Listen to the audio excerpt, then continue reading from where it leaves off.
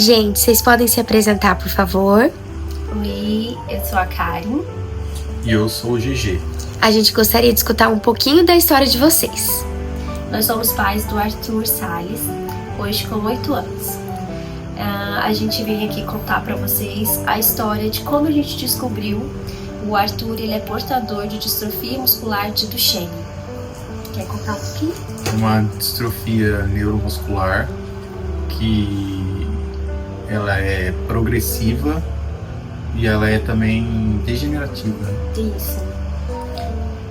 E a gente descobriu em novembro do ano passado. Foi o primeiro diagnóstico, a primeira percepção da doença. A gente não conhecia e foi a primeira consulta que o neuro suspeitou que o Arthur tenha distrofia muscular de Duchenne. Então, desde lá, a gente tá passando pelo processo. O Arthur, graças a Deus, já foi medicado com Elevidys, mas a doença base do Arthur continua, que é a distrofia muscular de Duchenne. E a gente tem um longo caminho a percorrer com ele. E é isso. Lindo, gente. A gente vai fazer algumas perguntas que a gente acredita que pode contribuir para outras pessoas também. Como foi receber o diagnóstico de um familiar com doença rara? Muito difícil. Para mim foi muito difícil porque a doença do Arthur é como uma história que eles falam de um sapo. Quando você coloca o sapo dentro de uma água quente, ele pula. Quando você coloca ele numa água com temperatura normal e vai esquentando, ele não sente. Então a doença é praticamente isso. A água vai fervendo e ele não vai sentindo. Quanto mais quente até. Então para mim foi muito difícil porque o neuro também foi bem pesado na informação, no diagnóstico pra gente, pra passar essa informação pra gente. Então pra mim foi bem complicado. Foi difícil porque o Arthur é uma criança, quando a gente recebeu o diagnóstico com 7 anos, e a primeira coisa que o neuro falou pra gente foi que não tinha cura e que era pra gente se preparar pra morte dele. Então nenhum pai aguentou por uma coisa dessa. Então foi assim, abriu um buraco, a gente entrou e ele não deu nenhum escape pra gente. Então o diagnóstico foi muito, muito pesado. E quais são as maiores dificuldades enfrentadas pela família nesse processo? Para mim, o emocional é bem complicado, porque quando você recebe o diagnóstico, principalmente numa doença que é degenerativa, você já sempre vai pensar no negativo. Então você sempre vai pensar no pior. Você nunca vai querer saber o que eu posso fazer para melhorar, o que eu posso fazer para diminuir, porque você vai vendo ele, cada dia que passa ele vai progredindo, a doença vai progredindo, então você fica naquela de sempre pensando no pior. Então é uma das coisas mais difíceis, eu acho. É o psicológico. Psicológico, emocional. E que tipo de apoio emocional, médico, social fez diferença para vocês? Fez muita diferença a partir do momento que a gente foi conhecendo pessoas que nos ajudaram e nos ajudam até hoje.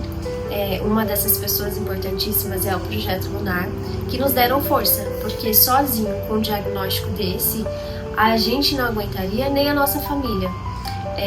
O nosso suporte maior em tudo isso é Deus, porque é com muita fé e com muita oração que a gente consegue levar o dia a dia, crendo no milagre de Deus pro Arthur.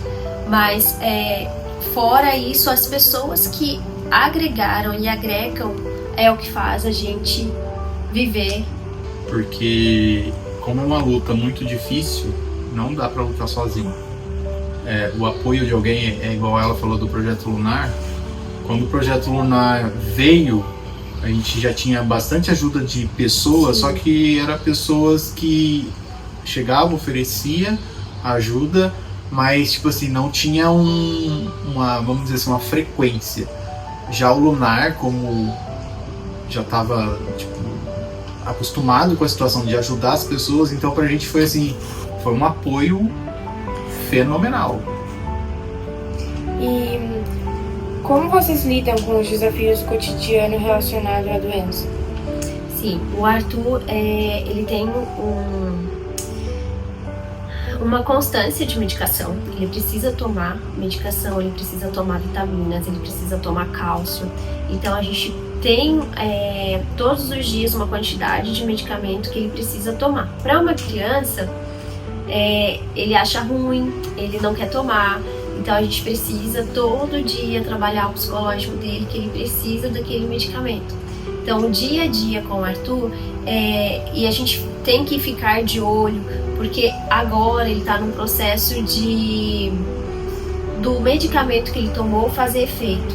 Então a gente precisa estar sempre guardando ele para não ter queda, a gente precisa estar policiando ele o tempo todo. Então não é sempre que ele pode correr, não é sempre que ele pode fazer força, então a gente tem que cuidar dele e não deixar dele ser criança. Então é um equilíbrio ali, é um prato que a gente segura em cada mão para não deixar quebrar. E o que vocês acreditam que a sociedade ainda precisa compreender melhor sobre as doenças raras? Empatia. Empatia é o primeiro requisito, porque quando você se coloca no lugar do outro, quando você não sabe, mas você procura saber, procura aprender o que você pode fazer para melhorar a vida do outro, você salva vidas. Porque se, por exemplo, se a gente ficasse sozinho nessa luta, não tivesse ninguém com essa disponibilidade para vir entender, para perguntar o que vocês precisam, como eu posso ajudar, a gente não sairia do lugar. A gente não teria conseguido tudo que a gente conseguiu. Então eu acho que a empatia, em primeiro lugar, se colocar no lugar do outro e depois buscar informação. Eu acho que a informação é o mais importante. Porque às vezes é que nem a gente, antes de descobrir a doença do Arthur, o Arthur caía muito. Se a gente achava que era normal, ele perdeu os 2 dentes da frente por causa de queda, e a gente sem saber o que era. Então eu acho que a informação é muito importante, a preocupação também de querer saber o que está acontecendo. Eu acho que é o primordial. A busca pelo laudo, a busca pelo o que eu preciso fazer, o que meu filho tem. Talvez se a gente tivesse ficado parado, não tivesse buscado um profissional, por mais duro que ele foi, o Arthur não teria a chance que ele teve, que em menos de 3 meses ele foi medicado. E se a gente tivesse passado esse tempo, ele não teria conseguido. Então é assim, é o time, né? Não perder o time e correr atrás. Vocês são muito especiais, a gente agradece muito pelo depoimento. E teve uma frase que vocês falaram que eu gostei muito, que era aquela do diagnóstico, que cada um tem o jeito diferente, né, de seguir com a doença, cada um tem uma vida diferente. Eu gostaria que vocês pudessem falar ela aqui. Sim, a gente falou, foi sobre o protocolo, né, também. A Duchenne, ela tem um protocolo médico, né?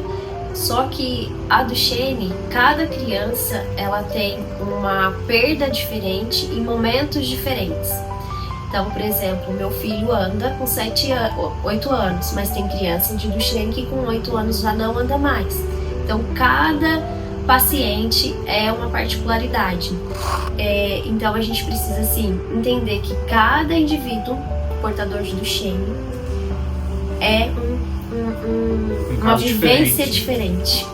Então isso é muito importante, porque se a gente for ficar pensando somente no protocolo, por exemplo, o protocolo hoje era para o meu filho não estar correndo. E se eu fosse aceitar esse protocolo para o meu filho e não buscar melhoria, hoje talvez meu filho não estivesse correndo, não estivesse brincando do jeito que ele está e não estivesse conquistando tudo que ele está conquistando. Então é muito importante. Existe o protocolo, mas cada indivíduo é diferente. Perfeito, gente. Muito obrigada. De nada, amor.